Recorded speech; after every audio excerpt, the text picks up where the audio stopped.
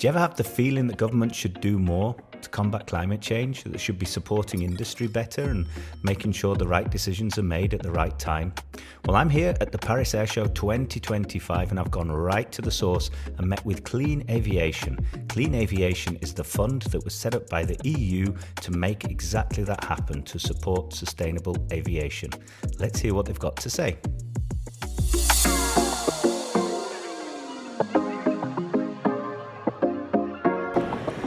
Gaia Regina Nicoloso, thank you so much for finding some time here at the wonderful Paris Air Show.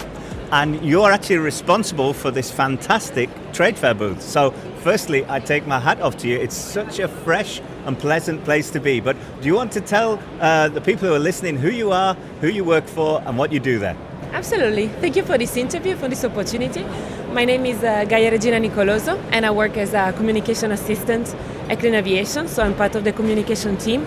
Personally, I'm responsible for events and for stand exhibitions like this one here at the Paris Air Show.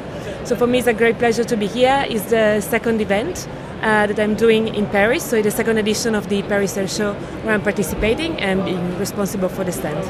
Well, I mean, it's an absolutely wonderful trade fair booth, as I say, and this is the 100th year of the Paris Air Show, so it's a special event, right? Yeah, absolutely. But tell us a little bit more about clean aviation. I mean, this is a topic that's so close to our heart at Progress Factors, but before I describe it, maybe you could describe what it's all about. Yeah, absolutely. So Clean Aviation is a public-private partnership. It's an initiative of the European Commission, and our objective is to promote research and fund research with both public and private funds to support research on technologies for sustainable aviation. Excellent. And I know you've got some pretty big goals that you're trying to achieve. We've got the Paris Agreement, we've got the 2050 goal. At the moment, it's looking bad. I mean, the world has warmed up over 1.5 degrees, but do you think we have hope? Do you think there's a good chance that we're going to be able to hit those Paris Agreement targets? We cannot afford not to have hope. The whole community, so NGOs, politicians, countries, at the European level, at national level, companies, industries, everyone needs to collaborate, really put an effort, because we cannot afford not to find a solution, and the only way we can do that is by working together. Well, this is so close to our heart with the collaboration. What we always say at Progress Factors is we say everything we need to save the planet has already been invented. We just need to work together, and then we can combine all those technologies, all the knowledge, all the skills, and also all the finances to be able to do that. How do you feel about that? I feel that we need both a top-down and a bottom-up approach. The responsibility, I would say, is equally in the hands of the politicians and in the governments, also the European level, but it's also in the responsibility of the individual citizens. It's too easy to say, it's up to the politicians to implement laws to make things change. But a lot of responsibility lies in the hands of the individual citizens. With their actions, they can implement on the day-to-day life. So I think it's pretty split, the responsibility, and we all have our part to play. Okay. No, I totally understand what you mean by that, and completely agree as well. We all have to do our thing, but what your thing is communication, right? Mm-hmm. That's your job here. So the role of communication with this very important topic. I mean, you only have to walk around the air show here, and compared to Farnborough last year or the ILA in Germany last year, you see there's a lot more stands that are pushing military and less stands that are pushing sustainability. So it must be hard for you at the moment to get that communication across. Yes, for the Clean Aviation, we are specifically supporting civil aviation. This is the technologies that we are doing research on, so this is our what we are working on. However, the technologies we are developing together with our members, almost all of them, they are up to dual use as well. So the technologies can be used both on civil and on military as well. But yeah, it's impossible to deny that it is definitely concerning the great attention that is going towards military, although we understand why it's needed. I understand what you're saying, and tell me about the role of communication generally for clean aviation. I mean, you've got to get the message out there so that people like me and other companies and individuals know that this opportunity is there, right? Yes, so for me it was a journey. I come from public relations and European politics, so how did I even land in aviation? It's actually an absolutely exciting environment. super fast-paced. Things are happening all the time, and it's full of people that are absolutely passionate about their job. So this is exciting for me to work with engineers that are so passionate and dedicated. It's really important to have solid people in the comms team that are dedicated as well, because engineer works on technologies, but how to transmit their progress, their research to the public. We are not only talking with engineers and with companies, we talk with politicians, we talk with civil associations, we talk with common people, and we need to find a way to translate, not from one language to the other, but from engineerese to understandable English, what they are working on. So I would say this is our, as comms team, our biggest challenge, but also our privilege and our daily job. All right. Well, Guy, Regina, thank you so much for finding the time for us today. I really appreciate it, and I really appreciate the work you're doing here. It's nice to see that there are organizations who are helping us to actually combat climate change, to do that in a profitable way, instead of just greenwashing, which is a waste of everybody's time. Thank you so much. It's a pleasure. This is our job and our passion. Thank you so much. Thank you. Thanks.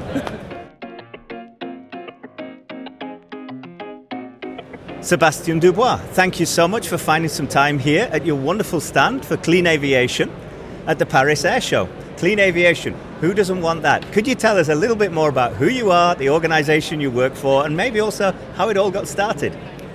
Thank you very much, and indeed Clean Aviation is a very nice public-private partnership. I'm Sébastien Dubois, I'm the head of program development and communications within this organization. And so you can wonder, what is our role? Our role is to support the transition of the aviation sector towards carbon neutrality. That organization, Clean Aviation, was set up in 2021 following the successor of Clean Sky 1 and Clean Sky 2, which started in fact in 2007 and Clean Sky 2 in 2014. It is an initiative from the European Commission in order to support achievements of the aviation sector towards the Green Deal objective, towards carbon neutrality. And it's important to remind that all the aviation sector is fully committed to transition to carbon neutral aviation. Just a short words for people who are not familiar. Since the 50s, the aviation sector improved by more than 80% the efficiency of the aircraft. So it's just to figure out that this is something where the aviation sector is largely committed. And we, Clean Aviation, together with the industry members and the union, are committed to develop the disruptive technologies that have potential to reduce carbon footprint and greenhouse gases emission by no less than 30% in order to have product into service by 2035. Because if we want to accelerate the transition towards carbon neutrality, we need to provide new solutions onto the market that have the potential to significantly reduce the greenhouse gases emissions. And you could wonder, is it the sole way to reduce carbon neutrality? No, it's not the sole way. The way to transition towards carbon neutrality is a combination of various solutions. One is the technology, the one I've just mentioned, and we'll come back on that in a more detailed manner. The second is improving operations in the sky. Why is it important? Because on one end, the more we go, the traffic grows by more or less 3 to 4% on a yearly basis, and we need to accommodate in the sky with more and more aircraft which are operated. And if we want to optimize the way they work, we need to work on optimized solutions that have potential at point in time to reduce from 6 to 12% the overall efficiency of the system. This is the second element. 6 to 12%. 6 to 12% is the target we have by 2050 in terms of contribution or potential emission reduction from the operations. And the third one we are used to seeing is what we call the sustainable aviation fuel. What is this sustainable aviation fuel? Or in fact the fuel which are produced in fact either from the biomass, not the one which is used for food, not at all, but all the in fact the waste and so on and so forth, or which are produced in a synthetic manner by capturing CO2 on one end and combining CO2 with hydrogen in order to produce synthetic fuel. And this one has the potential to reduce emissions by 50% by 2050, on condition that we are capable to produce, we are capable to produce it at the right price.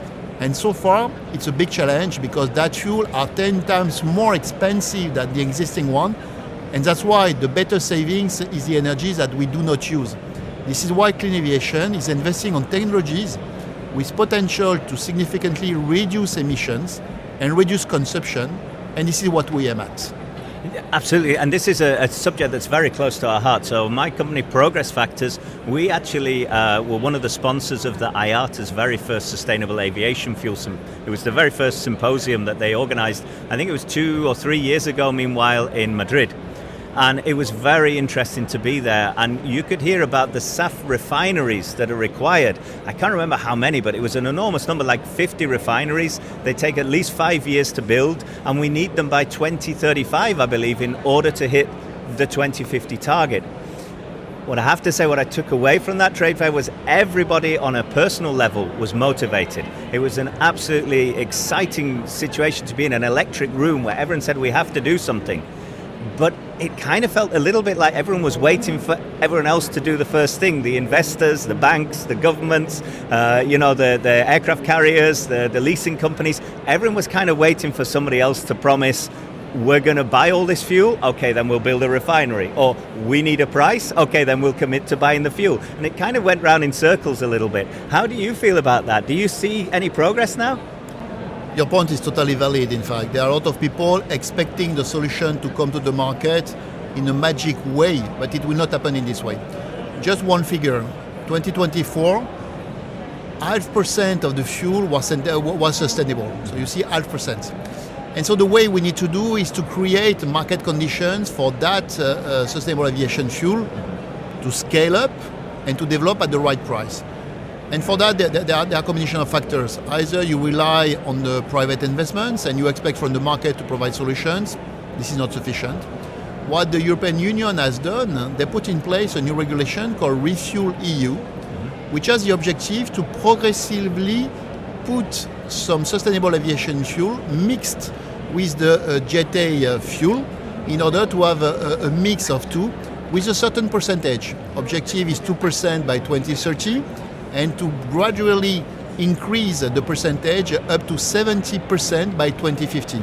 This is one element, but this is not sufficient. We need also to invest on the scale-up and the delta price of such a fuel on the short term, because we know it will be more expensive. And if we do not compensate for the next 2 to 5 years, this will not happen. And we need also to create market conditions for the fuel makers to invest significantly. This is the sole way we'll be capable. And the last point is that we need to work on the solutions, because so far it looks obvious what the Jet A, the fuel is, because there are only limited players. Tomorrow the market will be diverse. So we need to work on the requirements, on the nature of the fuel, and the way in fact it will accommodate with the engine generation. Another important element, so far most of the aircraft, if not all, will be compatible to operate with 50%, 50, of sustainable aviation fuel by 2030. So assuming for a moment that such a sustainable aviation fuel is available, we would be able to accommodate and to put it directly, because it's what we call drop-in. Drop-in means needless to change or to adapt the aircraft. The aircraft is already capable to. So this is a very important element. So you see a lot to happen in that field. With a lot of incentives. We're basically looking for a disruptive ecosystem and less of a disruptive technology, right? In that case, what we're saying, we drop in, the aircraft can stay pretty much the same. We just need to make sure the fuel is there. For the existing aircrafts. But bear in mind what I said just before, the fuel will be more expensive. When you know that when you consider that 40% of the price ticket for a flight is based on the price of the fuel, and assume for a moment that that fuel price will increase at minimum by 3 if we are competitive, you can already figure out what will be the impact onto the demand and on the flight ticket. That's why this is where the technology comes into the big picture. We need to develop technologies which are quite efficient in terms of fuel consumption. And that's why we have two paths. On one hand is developing a portfolio of technologies that have potential to be far more efficient. We, Clean Aviation, are targeting a 30% improved performance in terms of fuel consumption by 2035 in order to accompany the growth and the increase of the sustainable aviation fuel mix, in order to preserve that competitiveness and to arrive at the rendezvous when the availability of the SAF is now guaranteed with the right price. We can then compete and preserve the economics and the development of the sector. So let's talk about the actual numbers now as well, because I believe this is still the case. The aircraft industry, so aviation, costs us 2% of the total CO2 carbon footprint of the whole world each year. It's only 2%. I feel like aviation gets a very bad press. If I look at the building industry, I think the food industry is 35%, just to make a comparison there. And so on the one side, I would say, well, hey, should we really be giving sustainable aviation fuel to aviation? Shouldn't we be using that for all the boats that are bringing our Amazon packages from, faraway countries to be delivered at our door? Or should we invest into aviation? I guess we have to also think about that 2% of CO2 that's being created. If it's up in the contrails in the sky, whether it's having a larger impact than a boat on the water. How do you feel about these numbers? So the numbers you have mentioned are correct. More or less today, aviation sector accounts for more or less up to 3% of the overall CO2 emissions, as compared to the cemetery industry, which is in the ballpark of 7 to 8, as compared to all activities related to IT, the clouds. None of us are paying attention, but when sending an email, when attaching photos, we are already at 8%. So now the question is more how we will evolve with that percentage along the years. And this is something to look at. Another important element for aviation, CO2 is one thing, but we also need to consider what we call non-CO2 effects. Non-CO2 effects are more or less the contrails. The contrails are the condensation that you can see in the sky, which are white at the exhaust of the engine, which are the combination, in fact, on some species from the exhaust, together with some ice crystals that form that contrails. And during under specific conditions, especially at night, it can create some warming effects. Today, 3% of the contrails represent 80% of the global warming effects for the aviation sector, and it accounts potentially up to 2/3 of the global warming effect of the aviation. So you see, we need to work on both, on reducing CO2 and reducing non-CO2. To your second question, the question is more where we will be in 10, 20, 30 years. And we need to make sure that aviation sector, who is committed to really transition to carbon neutrality, make investment which allow to accommodate with the growth of the traffic. And our objective is really to transition to carbon neutrality because first, we'll not stop traveling. Secondly, travel, in fact, is necessary to connect the different continents, the different people, for business, for wealth. And it's important for economics. Just in Europe, the aviation sector represents 15 million of jobs in aviation at large, 15 million, and it's worth 1.2 trillion euros of revenues on a yearly basis. So you see, and it accounts for less than 4% of the European GDP. So we cannot afford stopping aviation. And when you compare to boats and others, we aviation are part of what we call hard-to-abate sector. Because, for example, for the car industry, we don't need sustainable aviation fuel. We have other alternative solutions like the electric car. I will not further develop all the problems associated to that, but there are solutions. For the aviation sector, there are no other solutions than using the sustainable aviation fuel or other source of energy such as hydrogen. But for hydrogen, it requires much more time. I understand exactly what you mean. So this hard to abate, that's the key takeaway here is if we want to make the skies cleaner, then we need to make sure there's a priority that these technologies are available in the skies because it's a lot easier on a heavy boat, which weighs tons, to be able to transport batteries or something similar. I understand what you're saying. Now, I'd like to be a bit conscious about time because I know you're here at the Paris Air Show. It's a big thing for all of us, and so I don't want to go on too long, but do you know what the Colombo question is? No, what is the Colombo question? Did you used to watch the old 1970s TV show? I remember growing up at my grandmother's and we watched Colombo. Ah, yes, okay. And I don't know if you remember, he always had a friendly conversation, and just as he left, he said, just one more thing. was the difficult question at the end. The Colombo question. Progress Factors is a small company. We help lots of big companies, so we have an insight into the world of SME, we have an insight into the world of corporate.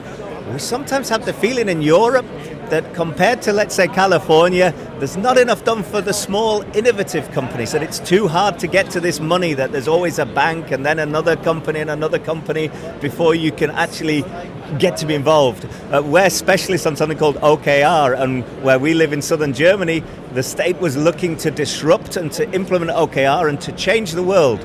And when we looked at the conditions, they said you have to have worked with us for at least 7 years to pitch for this. That's not going to change the world if you work with the same partner. How do you feel about this? Is Clean Aviation doing anything for the little guys, for the real small innovations to be accelerated so that we can get ahead of the competition, regardless whether you see the competition as California or the competition as global climate change? The question is quite broad and quite interesting. First of all, we acknowledge the fact that SME startups are really key in our ecosystem because they are more or less the precursor and the one who are providing solutions which are highly disruptive, sometimes totally unusual, but at the end really necessary to push all the ecosystem. This is one thing. The second thing, Clean Aviation, we more or less at that time have 15% of our participants who are SMEs. Is it enough? Probably not, but this is the way it works. Thirdly, in Clean Aviation, we are trying to promote SMEs, but also university and academia, because both need, in fact, support on top of the larger companies who are investing in that domain. We are aware, we try to support, we encourage, in fact, the emergence of new disruptive solutions, especially in the electric domain. This is where they are the most active in that field. And we need them because we need the full innovation chain to succeed. And SMEs are the one who will prove what is feasible, what is not. They will be the first one to demonstrate what we can go and achieve. They are the one pushing the boundaries and challenging, in fact, the large OEMs and providing value to that whole ecosystem. This is definitely where we need to further investigate. Well, that's music to my ears, Sébastien. It really is. As I said already, I want to be conscious about your time. I really appreciate, that you're prepared to jump in and do this podcast with us today. I'm sure our listeners are going to be fascinated to hear this and to have the opportunity to listen to somebody like you speak, because sometimes you feel so far away, and it's great to see there are human beings that are working on making sure that we don't just greenwash, but that we actually create sustainable, profitable business models. I take my hat off to you. Thank you so much for the wonderful work you're doing. And thank you very much. I hope that you capture that we are not there to think about the things which are not concrete. We are there to invest, to support the ecosystems, to bring value to the market, to the end users, to the airlines, and probably the most important, to support the competitiveness of the European Union, because this is the great thing we have. And thank you very much for having me this opportunity to speak with you today. Thank you, Sébastien, and thank you to Clean Aviation.